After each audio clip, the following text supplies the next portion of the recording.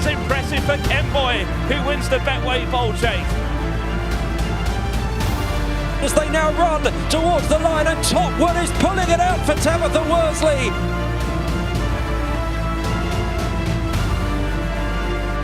And it's Min by a minute to win the JLT chase. Hard held as Walsh salutes the crowd. Cadmium with 100 yards to cover has an 8-length advantage, and Cadmium runs right to win the top of under Paul Townend. Tiger Roll is remarkable. He comes up towards the winning line under Davy Russell to win his second Randox Grand National.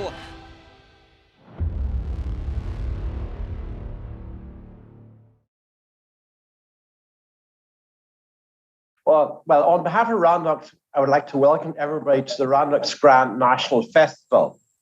It is great that Aintree Week is back on. We all missed it last year. Randox is delighted to renew our sponsorship of the greatest steeplechase in the world for another 5 years. Now, the pandemic has highlighted the importance of accurate diagnostic tests, which can and does save lives. So Randox set up the highest throughput lab in the United Kingdom and Ireland. We've executed 12 million tests for the national testing program, which is approximately 21% of all tests executed in the United Kingdom. We have 21 test locations throughout the UK and Ireland. Every Aintree Week has excitement and drama, and it's impossible to predict what will happen this week. One thing we can be assured of is that the Jockey Club will have laid on a great 3 days of racing. So I hope you all have a great week. All the best.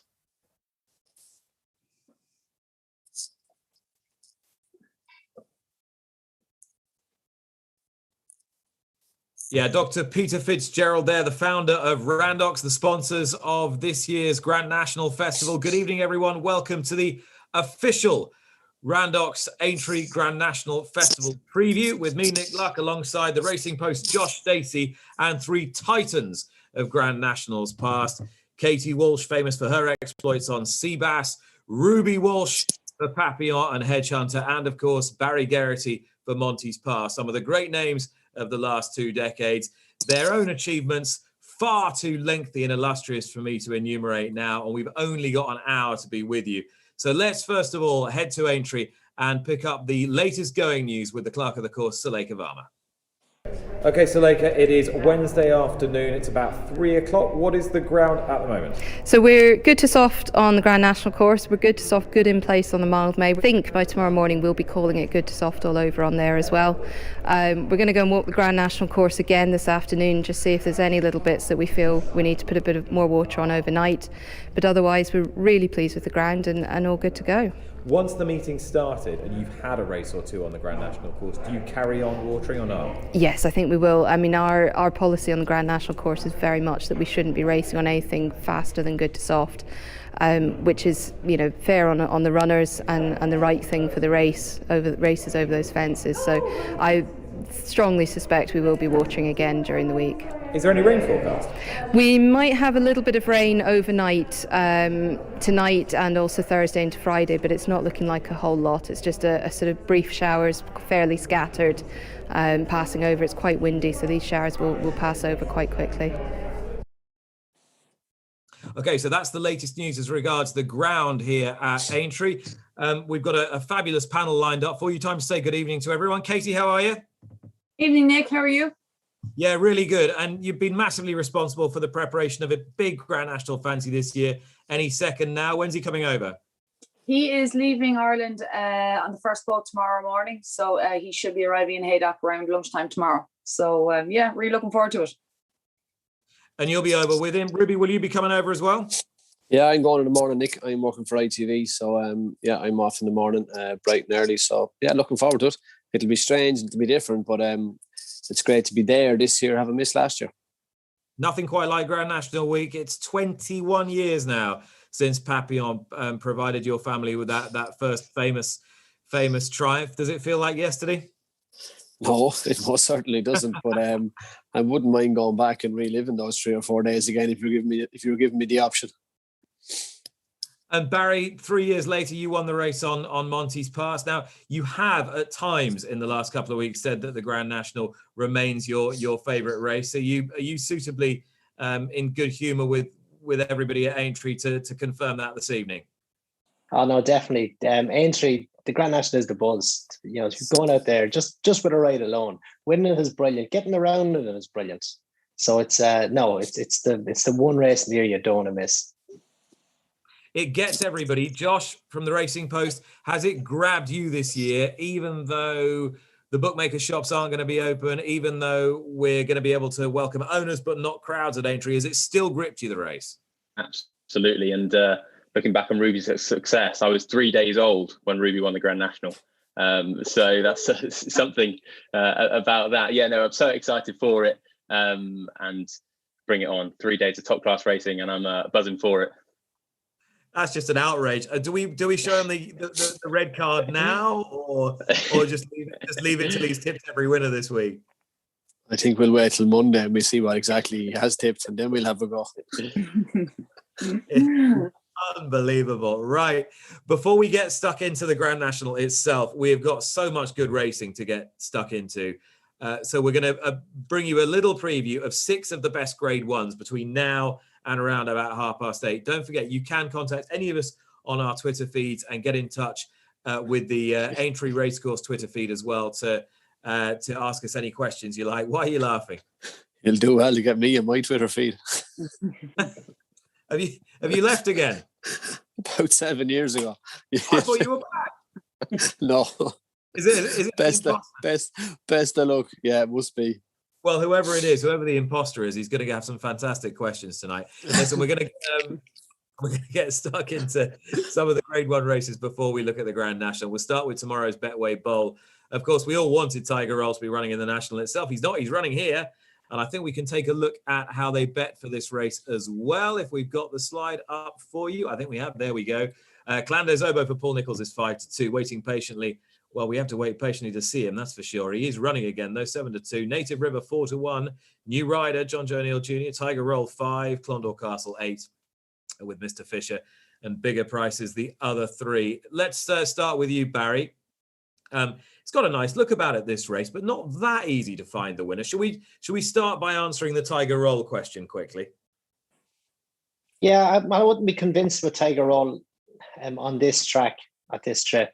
I think it's going to be sharp enough for him. He has his rating of 167. Obviously, he achieved that going around the national course. So I'm not fully convinced he can get to that level on the mile-met track. For me, waiting patiently is running the King George. That's the strongest form. I think he's the one to beat.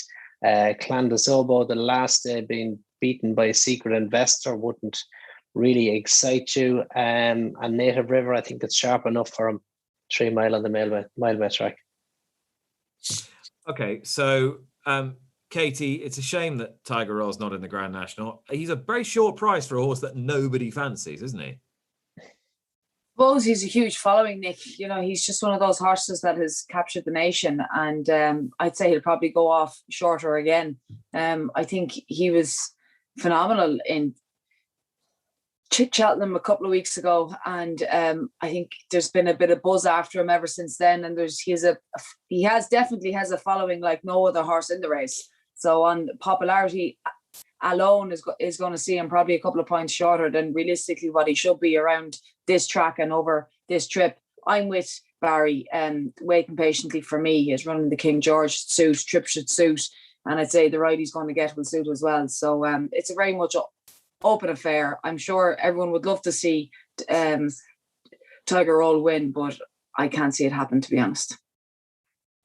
Josh, waiting patiently, he's got 2 votes so far. Are you going to make it a clean sweep?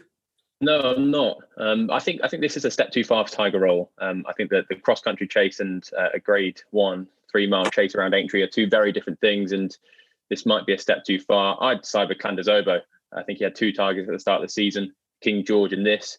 Didn't win the King George, so hopefully he can right some wrongs here.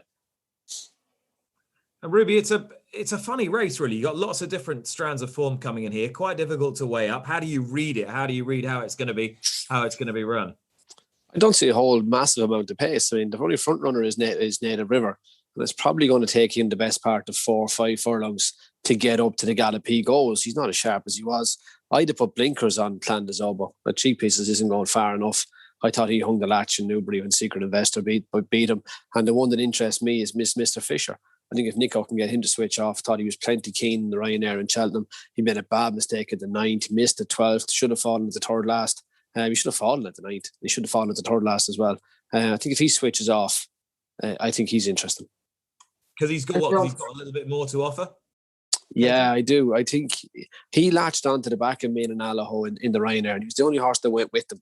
But he jumped stink, which isn't like him. So I just think he could be of interest. And he's only a 7-year-old. He's the only one, when you look down through them, that is open to still improving. Clondazob was a 9-year-old waiting patiently. 10. Clondalk Castle's been winning handicaps. Mr. Fisher's still a 7-year-old. Tiger Road's 11. I just think he could be the only one improving in the rest. Katie, you were going to say, sorry. No, I was just going to say, obviously, I just think, I mean, the lads will know better than me, but I just think that it's a sharp track, this track. And, you know, I know he's a free running type of horse, but if Native River can go the gallop that he once could go, I mean, he won't be hanging around either. And his jumping is going to have to be better, definitely, without doubt, because it certainly wasn't good enough the last time. Okay, that's the Betway Bowl. A couple of votes for waiting patiently. One for Clandazobo, one for Mr. Fisher. We can have a look at the Aintree Hurdle. Now, this is a really tight race. There are, I think, Josh will correct me if I'm wrong, but I think there's 7 horses on the same rating in this race. Yeah, 158. Yeah, 158, which just tells you they're just tiny bit short of the very, very best. But it's a really competitive race. Abracadabra, who fell in the Champion Hurdle, 7-2 with McFabulous. Jason the Militant, will he get this extra distance? 4-1. Brewing Up a Storm, 11-2. Song for Someone, 8-1. 10-1. Bouvedere, 12-1. Silver Streak, 18. Buzz, Not So Sleepy, 5th in the Champion, 22. And Bigger Prices, the other 2. Barry, this is a really tough race. There may not be a standout champion in here, but you do well to be dogmatic about who you think is going to win. No, definitely. It's a very open race. It's tricky. Abracadabra is possibly the strongest level of form. He fell in Cheltenham, but he fell early, so he should bounce back out of that well. Maybe you could question Sneezy's horse's form. She's hasn't had a brilliant time in the last few weeks, although the horse ran well in the Irish Grand National. Plenty of placed horses. Bouvedere has another bit to do from his Haydock run to get involved. He has to improve plenty, so it would be hard to have faith in him, having won the race twice before in the past. Jason the Militant is a horse on the up, but a horse I think his value is Song for Someone. I'd forgive him his defeat by Goshen on heavy ground at Wincanton, and I think he's got an each-way chance in an open race. Because normally speaking, Ruby, you'd say, well, you know, horses who've missed Cheltenham, they've got a nice little edge, they've got a freshness edge, but that applies to half the field here, so you kind of throw that one out the window as well. It does, and you're looking for guaranteed stayers. The guaranteed stayers are Bruno Pastor, Mark Fabulous, and Song for Someone. But I think he looks a guaranteed stayer. I'd be inclined to agree with Barry here. I think Song for Someone is the interesting one. I thought he did well in the International. I'd forgive him Wincanton. Look, Henry's horses are a bit like Sneezy Foster's as well. I mean, she's 2 from her last 50. He's 1 from his last 34. They're poor numbers for big yards. And you just would be in the back of your head. Have they gone slightly off the boil from where they were in Cheltenham? We'll find out tomorrow, but I'd be in the Song for Someone camp as well. Okay, 2 for Song for Someone. Katie? I like the top horse for Rachel. I don't think the trip would be a problem to him. He's banging off Abracadabra all the time. I thought he was good in Fairy House the last day, beating Petit Mouchoir, and I just think this track will suit, and I think the big long straight will suit. I think he's tough. I probably would like a bit more rain, but yeah, I'd be happy enough to go with Henry's horse. Jason the Militant. Yeah, okay. Sorry, Jason. Yeah, Josh, there's some pace on here. Yeah, there is. I'd fancy Brewing Up a Storm to confirm the form of McFabulous, but probably finish second to Bouvedere, one for the nostalgic fans. I thought he came in for some unfair criticism when he was second to Navajo Pass. If he can roll back the years, I saw a glimpse of the old engine in there, and I think he'll come on leaps and bounds with that, and could shock a few. Wow, Barry, what do you make of that? Your old boy Bouvedere for Josh. I'd love to see it, but I think he just has a bit to improve. But they're not the strongest, so it's not beyond the realms of possibility. But I think he has a good bit to go to get from Haydock to where he needs to be tomorrow.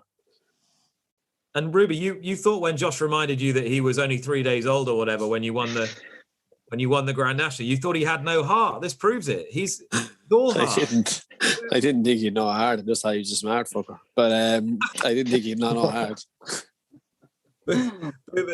Boomer dare for a not a dry in the house in the Aintree Hurdle for Josh. Right, we'll kick on and have a look at the Fox Hunters tomorrow, and they bet like this. Billaway, who ran a hell of a race in the Cheltenham equivalent, beaten yay far 3-1. Cat Tiger for Dave Maxwell. This has got to be his best chance of winning a massive pot, 4-1. Everybody's favourite. Sametagal 6-1. Some Man 8. Late Night Pass for me. I'll declare my interest now 9-1. It's 11-1 and bigger the remainder. Katie, take it away. That was a hard race Billaway had at Cheltenham. Too hard? No, he always gets a hard race and he bounces back from it all the time. It's the style of running. For whatever reason he does it. He looks like to me like he wants hard races all the time. He could definitely be making life a bit easier for himself. And I'd say he's probably hanging on to plenty as well, but when he passes the line, I'd say he bounced out of it well, or they wouldn't have gone. And Patrick's won over these fences before, and I think this is tailor-made for him. And I think he's the one that they all have to beat. Ruby, is he good enough jumper? I wonder, is he quick enough? He just looks slow to me, Nick. I know he was able to go along on the pace in the Fox Hunters this year, but he was badly outpaced in it last year. Just doesn't scream to me that the kind of horse that wants to be coming back down a trip, to tell you the God honest truth. He's in good form. He's bounced out of the race well. But look, I would be giving you the name of a horse in this race for the sake of saying something. I have no knowledge of Hunter Chase form. All right, Josh. I think Billaway would have a huge chance. The one that I like at maybe an each way price would be Dashing Perk for Dr. Richard Newland. He's a out and out 2.5 miler, and he finished third behind Kay de Burley last time. And Kay de Burley's making a mockery of the Hunter Chases. I think he's in his last 8 runs, he's finished 6 times and won 6 times. So I don't think that form's necessarily bad. He finished second at Aintree in December, and I think he could be one slipping under the radar. And hopefully Sam Whaley-Cohen can steer him home. Barry, you've got a view on this, surely. Not a very big one, Nick. I'd be in the Billaway camp, but only because he's obvious. I wouldn't know the strength and depth of what's in there. But I'd be very interested to get Josh's view on that horse, number 7, Dashing Park, and Sam Whaley-Cohen. It's good to have a good rider on your side, and you have that with Patrick Mullins, and I think you get that as well with Sam. So they would be of interest, yeah.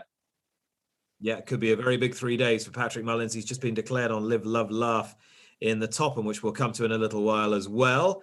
And of course, there could be a big ride for him in the Grand National as well. But those are our thoughts on the Fox Hunters. Let's have a look at the Marsh, just in case you're completely confused by race titles now. This is the race better known as the Melling Chase. Politologue, 5-2. Fakir Duderi ran an amazing race behind Allaho at Cheltenham, 11-4. Master Tommy Tucker, the favourite stablemate, is 9-2. The horse that beat him at Ascot is Dashel Drasher, 11-2. Notebook 6. Nutswell, who goes really well here, is 7. Itchy Feet, 8. And the former Arkle winner, Duke de Genièvre, is 28-1. Ruby, you and I stood together when I think you had a little injury because you weren't riding, and I can't remember why. It must have been a big injury if you weren't riding. But we were standing together anyway, working for Racing TV when Politologue beat Min in this race a few years ago. That's right, yeah. I had a little injury. I had a broken leg. That's the one. To be fair, by your standards, that was a small one. Yeah, it was, yeah. Very small one. It was, and then Min bounced out the following year and hockeyed him in 2019. I think he's the class horse. He's the rating of 168. I think the fact that he didn't have a race in Cheltenham can only stand to him here.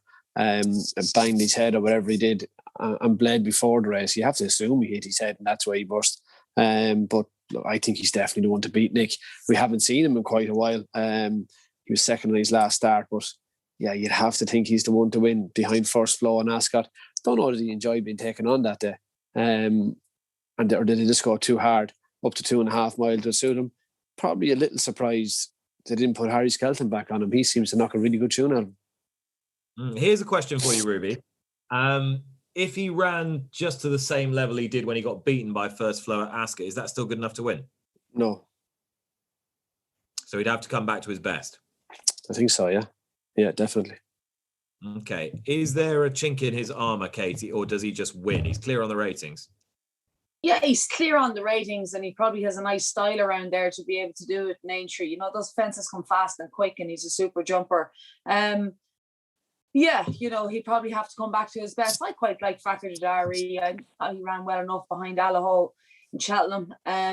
He didn't go with the two in front. And I didn't think Mark Walsh was overhard him when he realised that it wasn't really happening.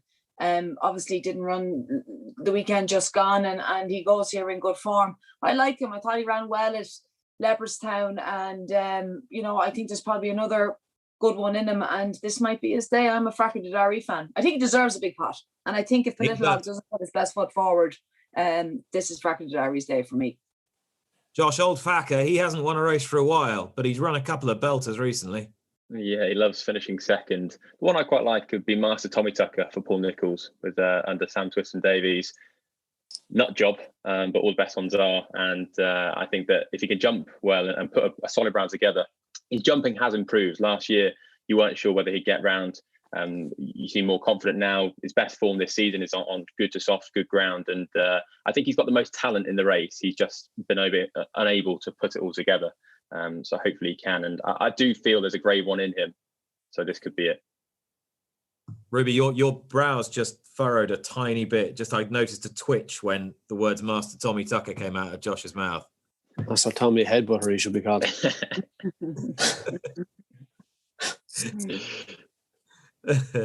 He's not for the faint-hearted, this horse, is he, Barry? I've got to say, wouldn't be for me anyway. I know that. I've got a bit of a soft spot for him, but I don't never have and never will be likely to ask to ride him. So neither will I. Yeah, we're all safe there. I thought he actually jumped okay the last day. But no, I think Politolog is the one to beat, but he's not head and shoulders above, and I think he's very beatable. Fakir Dadari, I think, has a chance. A horse that interests me going up on trip is Notebook. I think he's been crying out for a trip. So I'd just be interested to see how he fares out. He'll put it up to Politolog, will he? Up for the front end? He would, yeah. Yeah, he would. He would. But I think that he trying to make the run in Leopardstown with Chacun Pour Soi, he was going too quick. And he ran well enough to be third, but I think he's a horse who'll be better suited by just going a gear slower. And he'll be taking on Politolog up front, which probably won't suit Politolog, but I think he'll be more in his own comfort zone, Notebook. Is he one of those then, Barry, that, because you know, when we've always seen Notebook in the past, he's a bit kind of on his nerves sometimes, and he's a bit of a natural free go. Do you think he's one of those that's basically always wanted a bit further, but they've kind of had to run him at 2 miles just to try and keep a lid on him a bit? Yeah, I would think that. He was all last year, he was off his head before and he was charging and racing. But you could see him in Leopardstown when he was let down, he actually didn't go any quicker. He doesn't run as free as he did before. He doesn't get as worked up as he did. So I think he actually wants a trip and every bit of 2.5 and even further. Okay, they did run him in the Ballymore as an novice hurdler. Yeah, but he was very free. Yeah, but they must have thought he wanted a trip then. I mean, to say they ran him in the Ballymore is the point I was making. Sorry, not that he didn't say. But to say they went for the 2.5 race, they must have thought he wanted a trip even back then. Well, sure, he won a point in Drummahan over 3 miles. So, like, he's a former point-to-pointer. I'm sure they probably thought that. Yeah. Definitely. Well, you're all talking me into it now. We'll talk ourselves into a shortlist. I wonder if Notebook is going to take on Politolog, which he probably will, and Politolog's not going to like that. And then Fakir Dadari stalks them down to the last. Boom. No? Simple, isn't it? Yeah. Easy. I tell you what's not easy, and that's the Topham. There are some good horses in here, but there are some pretty reluctant heroes as well. Live, Love, Laugh is the 6-1 favourite. Visio Man is 8-1. Morning Vicar 11. Caribbean Boy 12. Ibleo 12. Modus 12. 12 Senior Citizen 2 for gold. 14 Precious Cargo. 16 Bar. I enjoyed that little exchange the other day, Ruby, which is probably coming up in your show, which I will promote now. 9 o'clock Racing TV, Road to Cheltenham, brackets, Aintree Special. Go figure. About the fact that you'd asked for them to run Live, Love, Laugh in the Topham about 4 years ago or whatever. They got there in the end. Just about. Yeah, no, look, it was difference of opinion, I suppose. He did travel well in the Grand National 2019, all the way back to the Melling Road, maybe even off the home turn. Johnny Burke rode him before he cried enough. But he's a brilliant jumper and he's loads of pace. And I think he is what you want for this race. Boot him in the rib cage out the gate and let him rock and roll. And he'll get every yard of this trip. And I just think he's a brilliant jumper and he takes on his jumps. He'd be, to me, the right type of horse for this race. I think Caribbean Boy could be as well. He takes them on and likes to go forward. I think he's a big runner as well for Darrell Jacob and Nicky Henderson. Josh, you'll have had a good look at this, a good dig into this. I wondered if there was potential for a decent bet at a price. I agree with Ruby with Caribbean Boy. Everything went wrong at Cheltenham. Darrell was so keen to get him off the front end in the Paddy Power plate, and the standing start didn't help whatsoever. It was plan B from the off. And at the start of the season, when he beat Fiddler on the Roof, I thought he'd turn into a graded horse. And that's not really happened. He finished third behind Dasher Drasher, which now looks quite attractive. And I've really fancied him for the plate. Everything went wrong. And hopefully, again, Darrell can have a better time at the front. And he's a good jumper as well. So I see no reason why he couldn't make all and win. What do you think, Barry? I like Modus. I thought he ran well in the Sefton on soft ground, having won in Aintree on the Wildmet track before that. I thought he took well for the fences for a horse who was risky enough in his earlier career, but he seemed to jump well in the Sefton. So I think he's interesting. What about him? Like, if you get halfway up the running on a horse like Modus, would you trust him to keep digging in? I'd tell you, if I got halfway up the running, I'd be fairly happy anyway. me and Modus had a checkered past over fences. So. No, I think you're being hard enough on yourself, to be fair. I think everyone's got a checkered past with Modus. We had more letters than numbers anyway. Well, he definitely has had something about the night about him, this horse, but he's definitely talented. Katie, if you could ride any horse in the Topham, who would it be?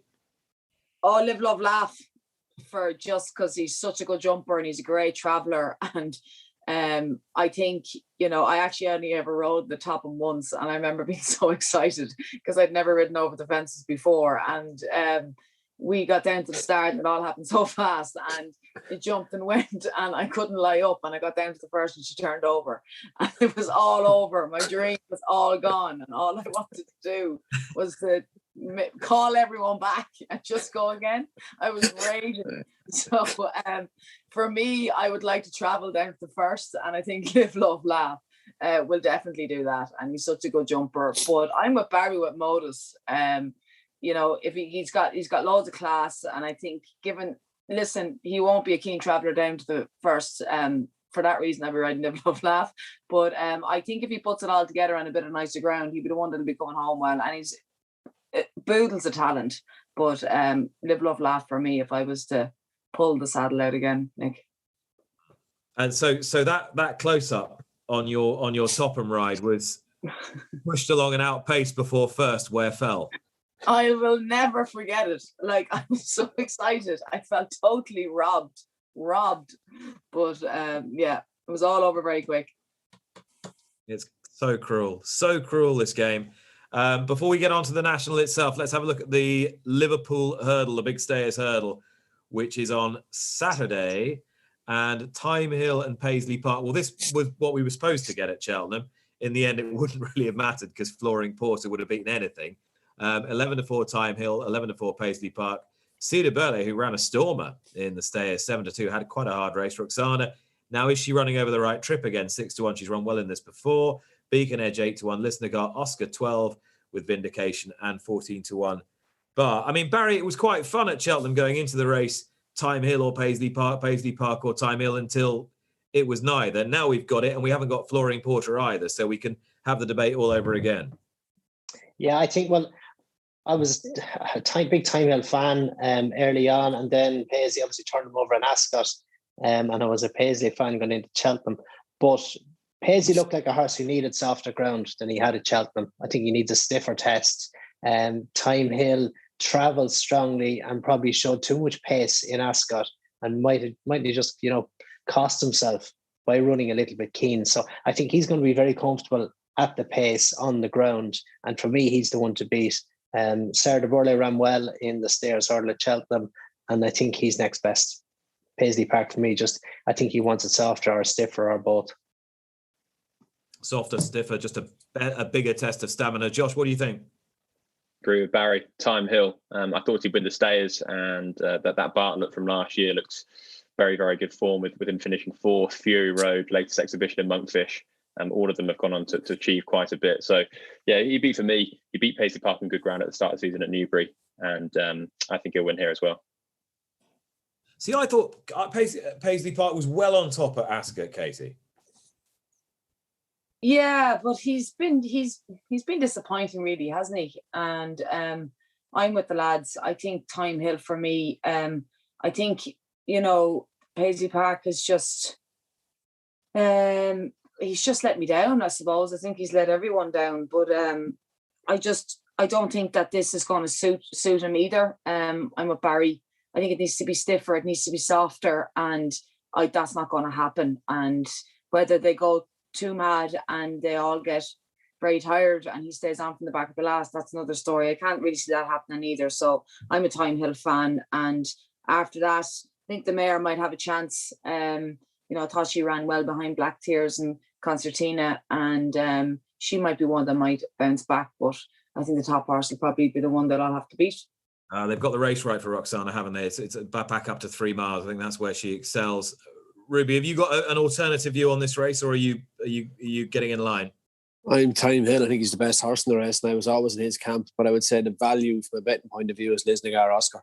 He was travelling really well when he fell at the 7th in the Stairs Hurdle. That was his second run after a wind up. I thought he ran really well and head up prior to that when he was left in front and got mugged, stayed on again going to the line. I'd be chancing him each way at sort of 10 or 12 to 1. Okay, so there's general... You think he'd be all right after the fall he took? Yeah, he'd be fine.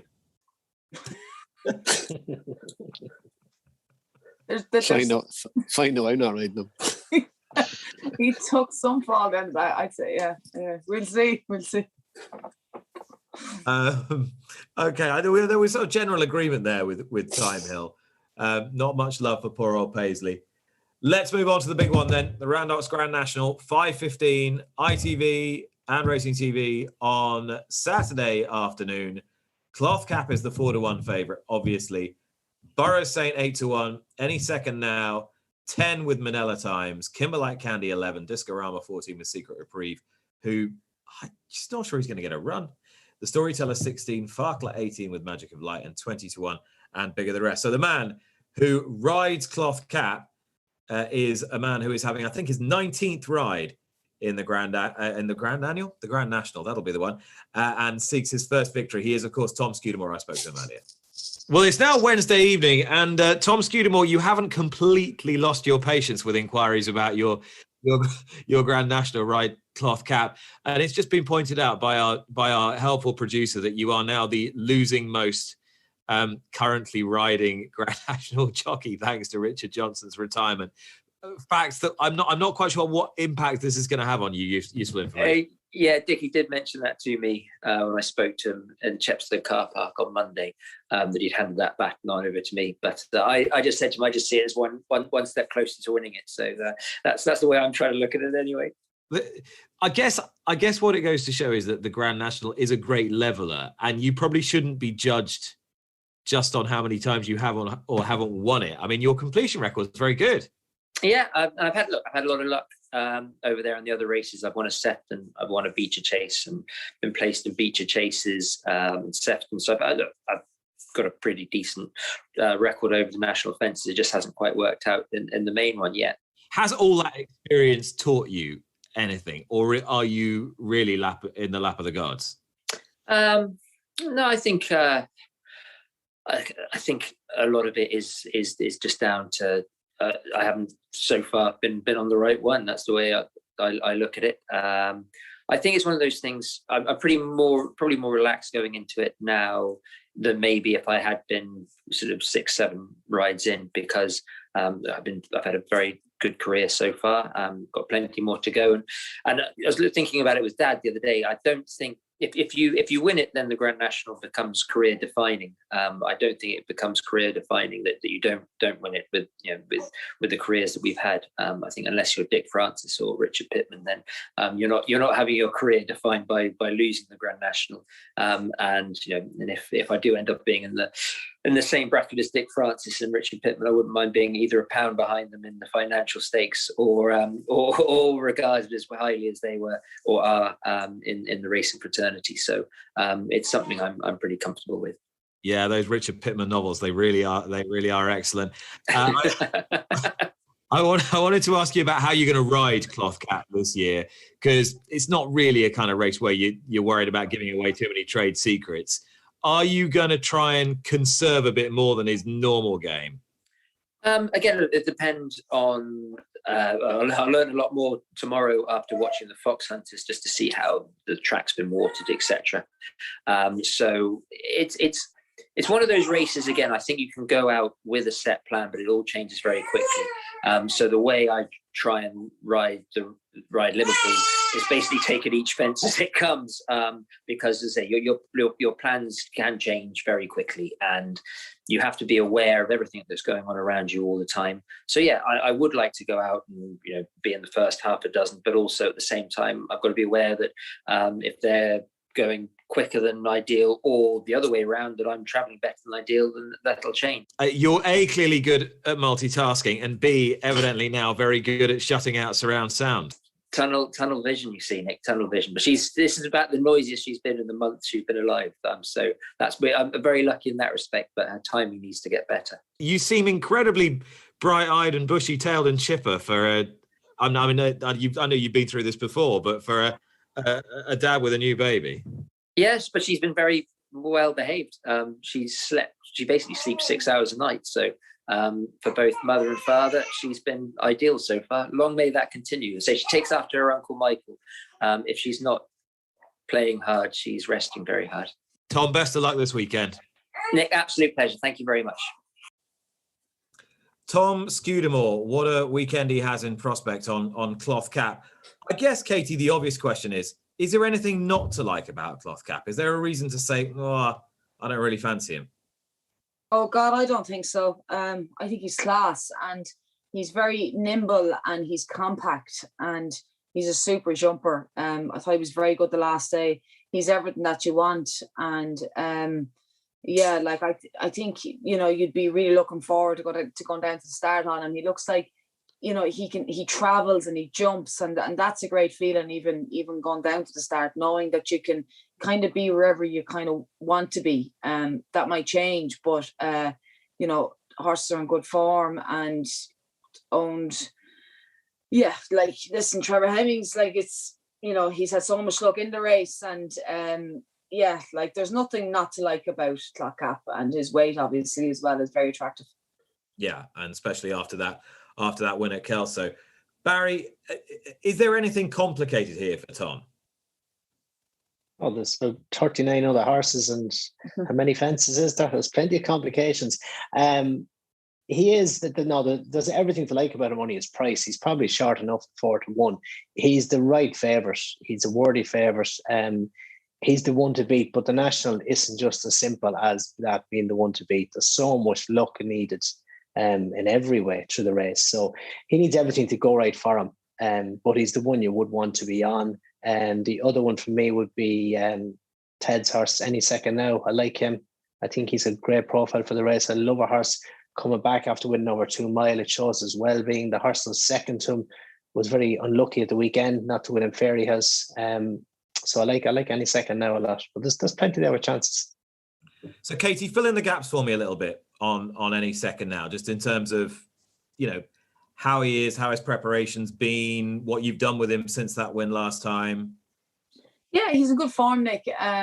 He obviously the plan was to go for the national last year, and thankfully he's had a good summer off and come back in good form. He seems to excel really in the springtime, to be honest with you. And we were very much looking forward to last year. We're just thankful that he's heading off to the national in the same form he was heading off to last year. You know, he was good in Navan. The last day, thought he jumped really well and travelled. Loved the way he went to the line, and so it's been very exciting, to be honest with you. You know, because you know, it's a small enough run operation. So to have something like Any Second now, he's got plenty of class, and you know, we all know, you know, what can happen, and you know, it can be all over very quickly, but he seems to be ticking all the right boxes at this moment in time, and he goes there in good form, and we're happy with him. And it's nice to have something heading off there with a chance. And you know, after that, it's completely unknown. You know, we all went to the Irish National on Monday just gone with loads of fancies, and next thing 150 to 1 shot wins, you know, previous Midlands National winner. So who knows what can happen. But like, he's going there in good form. He's a horse I'm sure that plenty of people would want to be on, and we're just all really looking forward to it, to be honest. Has he got anything of Seabass about him? Yeah, I suppose he can win over 2 miles like Seabass, and Papillon probably the same. You know, they could operate over a shorter trip, and that's something that Dad likes to do with anything that he has for a national. He likes to run them over a shorter trip just to sharpen them up. But other than that, not really, to be honest with you. He seems to be a good, economical, safe jumper. He has schooled well here at home, and he's spooky. He's more like Papillon, I would have thought, than Seabass. Seabass was he was really brave, and he wouldn't really duck and dive. This fella be spooking. He'd spot something before you'd spot it. So I think, which is always a good sign. Everyone kind of likes that because they feel like he's really watching what he's doing. So I hope he's watching what he's doing on Saturday. That's interesting, Ruby. I was interviewing Caroline Tisdall earlier, the owner of Vieux Lion Rouge, and I said, you got a horse who's been around there 10 times or whatever, 9 or 10 times, and he's run, I think we calculated 35 miles, and he jumped 220 odd national fences. And I'm like, is it an accident? Is he just, and she said, well, at the yard, they say that he notices everything. Like any tiny little, and it's just like Katie was saying, any tiny little thing he'll see or he'll spot, or he's just a very alert type of horse. And that comparison with Papillon was interesting, I thought, with Any Second now. Yeah, but sure, look, it is a help, Nick, if the horses you're riding do notice things, and if they are looking at the fences, but also they notice the horses falling in front of them as well, and they're ready to manoeuvre around them. So, yeah, it is a big help, and it's not by accident that Vieux, I can never say his name, Lion Rouge, has managed to get around so many times. So that's not an accident. So what about Any Second now then? You're looking at it through the prism of these other Walsh-trained national heroes and horses who've run very well. What's your gut instinct? I'd like a drop of rain for him. I think his form is a little better on slower ground. How slow, though? Because it's not going to be quick, is it? No, he won the Kim Muir on pretty slow ground. Derek O'Connor rode him. That was over 3.25 miles. I'd say any rain that falls most certainly won't inconvenience Any Second now. Okay. Are you in agreement, Katie? Yeah. I mean, you know, he's definitely operated on softer to heavy ground, and he's ran on softer to heavy ground more so than on the nicer side. Yeah. So, you know, I would definitely like to see the heavens open and for it to lash down in Aintree for the next couple of days. That would be a bonus. But it is. I thought you'd have that organised. I'm on the way over. I'm on the way. Yeah, so that would definitely be a bonus. But sure, as I say, Nick, you know, at this stage, it is what it is, and there's nothing really we can do about that. No, I think there's a little shower tonight, maybe a little shower tomorrow, but as Suleika was saying, nothing meaningful. But I think the water will keep going on. Josh, the record of Irish trained horses in this race, the last couple of runnings has been, as you would expect, fantastically good. Do you think Any Second Now is the best Irish challenger for this race, or the likeliest Irish challenger for this race? No. I'd be keen to hear Katie's thoughts on the distance. Do you think Any Second Now would have any sort of stamina doubts? Well, I suppose you can put that question to a lot of horses within the race. You know, we obviously know he can win over 2. He's won a Kim Yor.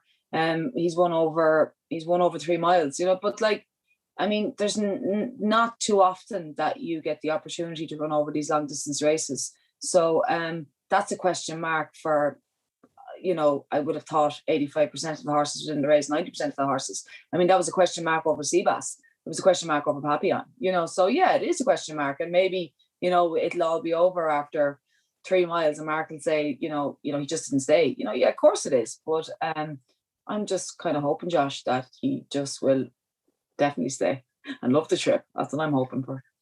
Fingers crossed. The one that I quite liked was Burrow Saint, and he won the Irish National as a 6-year-old. That's just quite a rare thing to do, and that Irish Grand National a couple of years later usually proves to be a good line of form, and he's been consistent since. I think he'd have had a great chance in it last year, and unlike the likes of Any Second Now, I don't have any stamina doubts. I think that he will be made for the trip. He's a good jumper, and I could definitely see him running a big race. So, he'll appreciate the nice ground. Yeah. Here's the thing. You won the Irish National on him, Ruby. Burrow Saint, didn't you? Yeah. I did. Now, I was really interested to hear your thoughts on this horse and his stamina. Is he just a horse that will gallop all day long for you, or did you have to hang on to him for dear life to get him to win that race? No, he just pulls up in front. He probably wouldn't want to be. You can ask TM there now, Nick, what he thinks about Any Second Now. Come on, then. We've heard from the experts. Now, what does the real expert think? How are you feeling? I feel good. Looking forward to it. Nice to have a horse with a good chance in such a great race again. Thought it wouldn't happen that quick again to have Papillon and then have Seabass and now have this fella. It's great. So we were picking away, trying to work out whether he was more like one or more like the other, or a little bit like both or neither. He's like none the two of them. Go on. Because the other two are two brilliant jumpers, and he's not a brilliant jumper. He done a stupid thing in the Irish National with Mark Walsh, which the other two would never have done. Got him straight into it and turned over. You could have tied somebody up in Papillon. He was as safe as the house. Now, Ruby, and tied you up on him. You could have tied Josh on him. He was 3 days old. and could have and Seabass was the same way. He was a great leper as well too. They were two great lepers. This horse is a good jumper, but they were two brilliant jumpers with loads of scope, and they were clever, and they were two fantastic jumpers. Now, Colbert Stacey went over there after winning Paddy Power, and the occasion got to him a bit, and he stepped into the chair with AP and gave him a right old fall. And Jack High was travelling well when he stepped into the chair with David Casey. But they were good jumpers without being brilliant. But this one is a good jumper, but he's not as good as them two to jump anyway. And he's got, obviously, we know he's got a bit of speed. We were talking about that. Too much? I don't think so. You can never have too much speed. I mean, Crisp was the champion chaser, and Richard had just said whoa, not even took a hold, just said whoa. He'd have won the national on his ear. The year Red Rum beat him, and he was a 2-mile champion chaser. I don't think so. Gay Trip won it 2.5 miles as far as he ever went.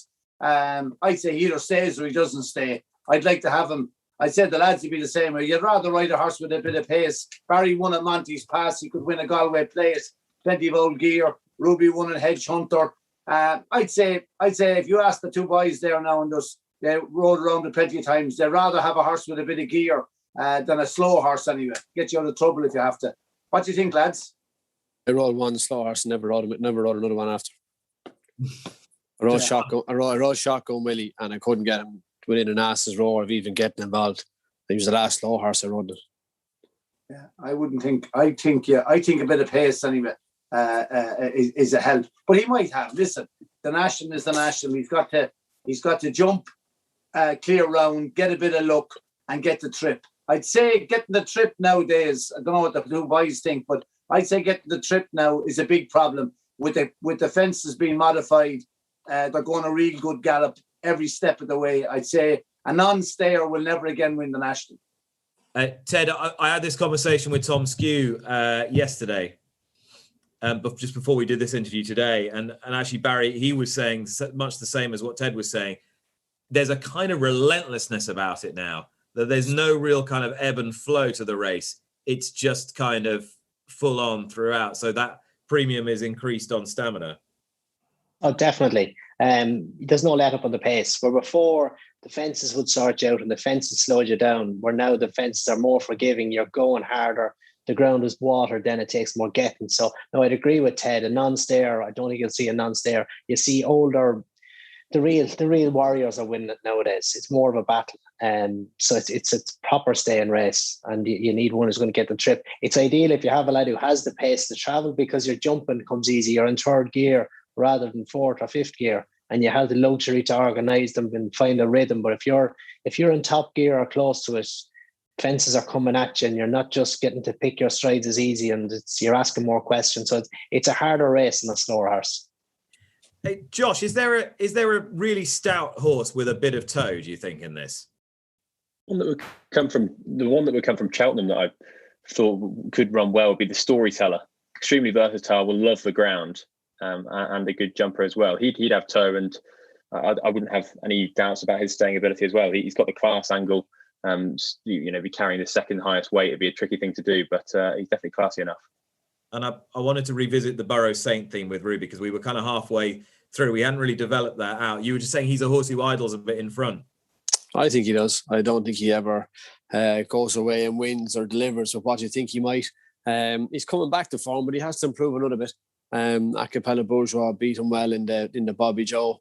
Good ground should bring them closer together, and he'd be hoping would turn it around, but he has to improve a bit.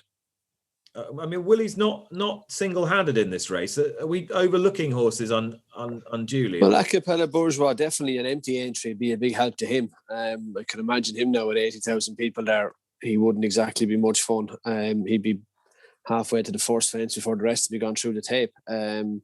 Class Conti, if he gets warmed up, he had a good run the Tastes and he was third. He was fourth in the Leinster National.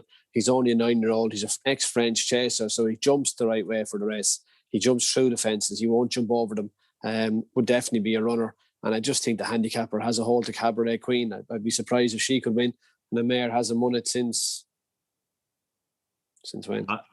70 years, I think. Nickel Coin. Oh, was there a Nickel Coin? Nickel Coin, I think I think it was 70 years ago, wasn't it, Ted? Yeah, well, Cahu or Nickel Coin, whichever one of the two of them was the last one. I can't think. I'm pretty sure it was Nickel Coin. What about Jessie's mare, though? Yeah. Yes, horses are back in form as well. She had a couple of winners in Fairy House the weekend. She's a good mare, that mare, and she, it's probably surprised she operated as well as what she did there in 2019, but she fairly operated, and I'd say she's been good all season, and I think she definitely has a strong chance under Puppy. Yeah, Barry. I mean, obviously you know Jessie well and rode for her. This mare's pretty hard, isn't she? She is, and her form has been very consistent at a good level, both sides of the sea for the last 2 years. But she disappointed badly at the festival, so she's a good bit to recover there, I think. Jessie's are in better form, but she was beaten 33 lengths. She was last at the festival. And she made the run. It was a strong pace, and maybe just couldn't sustain that gallop. But she was good the year. She was second to Tiger Roll. She'd have more age on her side now. She would have a chance if at her best form, but you'd have to forget her last run. She's the opposite of Clot Cap as well, Nick. But she's dropped to 152 and she's running here off 156. Yeah, and this is it. There are no secrets from the handicapper as regards Magic of Light, though we know how well she goes around here. She's been second in a Grand National. There's no one who will ever be as close a second in the Grand National as Richie Mclernon. It was so close when he was beaten into second place behind Neptune Collange on Sunny Hill Boy. He could yet go one better, however, on Kimberlite Candy. I've been talking to him. Well, look, this game's all about looking forward. There's no point dwelling. Let's get on to this year, Richie Mclernon and Kimberlite Candy. I guess it's just a function of opportunity. He's a horse who's only had 3 runs in 2 years. So What do we need to know about him now as he heads into this year's Grand National? I was very happy with him in the Beecher. We know he goes well fresh, so the plan was to keep him fresh and ready for today. There just wasn't a suitable race for him. So Tom's fairly happy with him. I'm happy and really looking forward to it. Now, I don't know how close it was when you got beaten by Darrell when you were riding Sunny Hill Boy, but I'm saying it was about that much in it. With each passing year, do you think back to that day and remember what it was like as you crossed the line? Oh, you do, yeah. You can't really reminisce on it too much. You just kind of have to get on with things. And I'm just lucky to be in a position that we can go again and roll the dice and have a good chance. It's important to keep going forward. And obviously, I mean, Sunny Hill Boy was a smashing little horse. Win, lose or draw, he gave you a great spin round Aintree. Could you compare the two horses in any way? No, they're very different. Sunny was a fast, flashy little type, whereas Kimberley Candy's a brute. He's a big bull of a thing, and they're very different. How do you think you're going to ride him? I'll just pop him out handy away and get him jumping, leave his jumping, do the talking, and get him into a good old rhythm. And it's going to be plenty of pace on anyway, but I'll line him up good and smart. And do you see Cloth Cap as much your biggest threat? Yeah, definitely. He's always given us hope that he was going to be a national horse ever since his run in the Scottish National when he was third. I think the first time I ever met you was walking the Grand National course, and your sheer excitement at even having a spin round there, and all these years later, you've got another big chance. How does it differ for a jockey just to your ordinary week? It's the most talked about race in the world. It is the people's race. And I'm very lucky to be a part of it and going there with a live chance. It's a race that people you won't hear from one end of the year to the next, and they'll be on to you best of luck, and it's just very special. There's quite a big part of me that wants Richie Mclernon to win this after going down so narrowly a few years ago, Barry. I just refer back to the point that you guys were all making earlier. Kimberley Candy, he's got excellent form in the Beecher Chase. Is he a bit slow?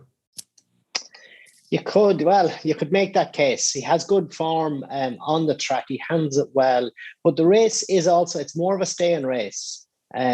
So I think he operates so well around there that might just counteract it. He's not. It's still a 4.5 mile chase, so I think he has enough pace for the race, and he jumps well enough. The most important part about traveling is that you have the time to organize your jumping. And I think he has such a good technique around it that he is okay. Whether he has the class to win it, that remains to be seen. But I think he will be involved. Yeah, maybe I should have rephrased that. I think that was the thing. Is he a kind of classy enough horse? I guess that's what I meant. Katie, what about Rachel Blackmore's horse, Manila Times? I've got to confess, not a horse I know a massive amount about, other than the fact that he's completely unexposed at this sort of trip. Yeah, he is, but he finished second in 2 good handicaps here at home. Finished second behind Off You Go and Leopardstown the last day. And I think it was the Paddy Power was well done before that. He was second as well. So, obviously, Off You Go didn't operate maybe in the Irish National the other day. So that form probably doesn't maybe coincide. But, I don't know maybe if he's quite good enough, but maybe the lads might say differently. I just don't know. I think you need to be a little bit better than this to win the national, but I could be totally wrong. Ruby? I think Off You Go ran all right in the Irish National, actually. He finished 6th after coming from well off the pace. And if you think the winner, the second, the third and the fourth were all up there all the way, I think Off You Go did okay to get as close as he did. And I thought Manila Times ran well in the Paddy Power. He sat second, but again, Castlebawn West got it easy in front and he chased him home. I thought he outstayed Farclas in the Leopardstown Chase, but got picked off by Off You Go. I definitely think he's a chance, big chance. And Josh, fire me names of horses who have been criminally undervalued in the last couple of weeks. He won't. He might not love the ground, but Lord de Menil for Richard Hobson, 40-1.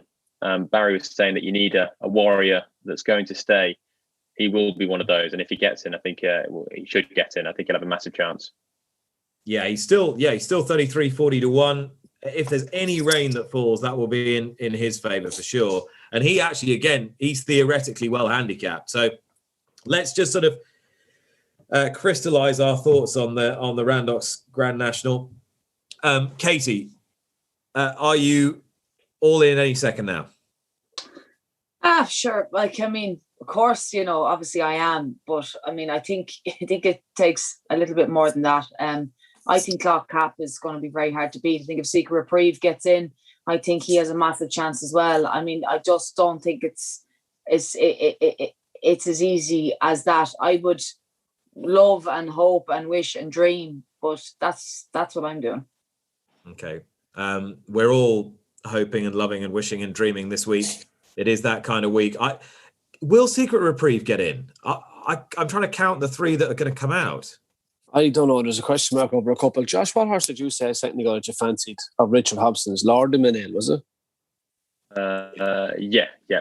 He's number 23. I said there's very little fear of him not getting in. Yeah, he'll be right. He'll be right. Yeah, he'll definitely be in. 43. I'd be worried about him. Secret Reprieve. I could see maybe 2, but I can't. And even looking at the jockey bookings, I can put jockeys on most of them. There's 4 I can't put jockeys on. 2A per me. I don't know if he's running. Maybe he is. Milan Native was another one I didn't know about. There were the 2 Irish ones. Mr. Malarkey, there's no jockey on him. But outside of that, I couldn't see too many. Or Chris's Dream was the only other one I thought with it. There was no jockey. John's Henry has his other 2 horses jocked up. They were the only 4 I could see. All of Gordon's are jocked up, bar Milan Native and Shattered Love. So, and I just going by jockey bookings, there's 4, maybe 5 there that aren't jocked up. Yeah, I think John Joe O'Neill Jr. Malarkey for the Tizzards. I'm pretty sure he's gonna run. Right, down to brass tacks. Barry Geraghty, who's going to win the Grand National? Well, if it was that easy, I would be very happy on Cloth Cap or any second now. Cloth Cap or any second now for you. I think Katie's in agreement. Josh has fired a Lord de Manil at us, but you like Burrow Saint as your main pick, Josh? Yeah, Burrow Saint and the Storyteller would be the 2. So Burrow Saint, the Storyteller, and Ruby? I think by Saturday evening, Nick, I'd have tipped about 50 horses in this race. You know, there's only 40 runners. I think Class Conti's in each race out of 40 to 1. But at the top, I just think Cloth Cap is too short. Burrow Saint or any second now. All right. Well, Katie, Barry, Ruby, Josh, thanks. What do you fancy, Nick? I thought you'd never ask. Come on, let it out. Took the lady to ask you. All right. So we couldn't stop Ruby from talking. Jesus. There's a couple of ones at prices I think will run well. Mr. Malarkey's one of them. He's got the pace to go around Kempton on good ground, no problem. But he's from the family of Dubasilla and Just So. I mean, I think the stamina and the pedigree, you can say that again. I think he'll run well. I think Taking Risks will run well. Of the ones at the front of the market, I would be keenest on Secret Reprieve if he gets a run. But I suspect he probably isn't going to get a run. So of those more obvious ones, I hate to tell you, but I think any second now has the most compelling credentials. Were you watching Cheltenham, were you? Go on. You're after tipping 4 English horses. Did you watch what happened in Cheltenham? I've tipped your Irish horse. You tipped 1 eventually, gave it a token mention. You were on 4 others. Were you listening? I was listening, yeah. Yeah. So I said of the ones at the front of the market, the likeliest horses, right? So I'd be keen. You started with Mr. Malarkey. Right. I'd be keen to take on Cloth Cap at the odds. Because I think you might see a bit too much of the front, a bit too early, different type of race. I'm not convinced. I prefer any second now to Burrow Saint, and I think they're obviously the 2 next most obvious ones. I like Secret Reprieve, but I don't think he's going to get a run, so you may as well move him out. And if you wanted ones at huge prices, I like Mr. Malarkey and Taking Risks at massive prices, just to fill the frame. So a minute ago, out the front of the market, it was Secret Reprieve, Mr. Malarkey, and Taking Risk. And as soon as you questioned on it, you've added in a couple of Irish ones. Dear, are you really going to play this game? Absolutely. Yeah. Is there any need, really, Nick? Isn't there? Like, he's unbelievable. Actually, I'm going to change all this. I like Cloth Cap. Manila Native, Glass Conti. Yeah, all of them. Listen, I wish we could go on, but I've got to turn over and watch Ruby on Road to Cheltenham brackets. That's why I don't want to get off. On Racing TV, which you can watch now. Now, Betway are proud to be the official betting partner of the Grand National Festival. Such an elegant segue. Online betting company rapidly closing in on their 4,000th race sponsorship in the UK and Ireland, making them racing's most active sponsor. Their free-to-play game, this is a bit that might interest you, has a £25,000 jackpot for every day of the Grand National Festival. And all you have to do is pick the 4 winners of the 4 selected races to win the jackpot. There's loads coming up for you to enjoy this week as well. There's Masterminded does the Aintree quiz on Friday. Also on the Aintree website, Facebook and Jockey Club Racing channels, our racecourse channels on Friday at 7:15. That's hosted by Ed Chamberlain and with Bob Champion, Katie Walsh again, Mick Fitzgerald and Kath Harding from Alderhay. And then there's the Grand Women's Summit on Friday at 12:30 on all the same channels. And there is a wonderful lineup for the Grand Women's Summit this year as well, all hosted by Alice Plunkett. Ruby and Lydia are, well, they've probably finished now, actually, on Racing TV. I need to tell you also about the virtual Grand National that takes place at 8 o'clock on ITV4 on Friday and then 1 o'clock on ITV1 on Saturday, sponsored by Bristol Street Motors. And I think that is all the parish notices done. From Josh and from Katie and from Barry and from Ruby and from me, that's good night. I will leave you, shut up, with the unveiling and Ted Walsh, who's very much been comfortably the best Walsh that we've had on this programme. It's a shame. I've been on your side from the start, and then you turned hard with me at the very end. He can't remember what he's tipping, so how is he going to remember what was nice to him? All I know is that there's 4 against 1 here, Walsh. You're on your own. We're going to leave you with the grand unveiling of the Randox Grand National Trophy 2021. 5:15 ITV Saturday. Don't miss it. Bye-bye.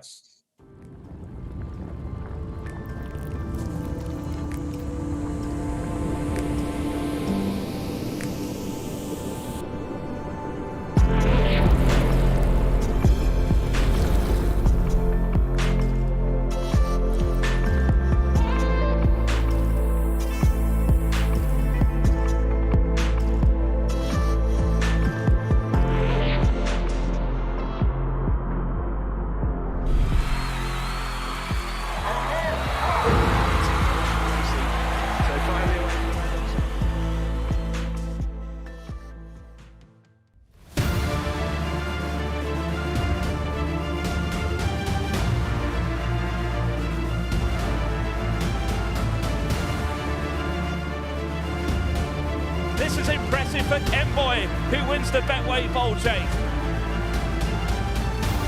As they now run towards the line, and Top One is pulling it out for Tabitha Worsley.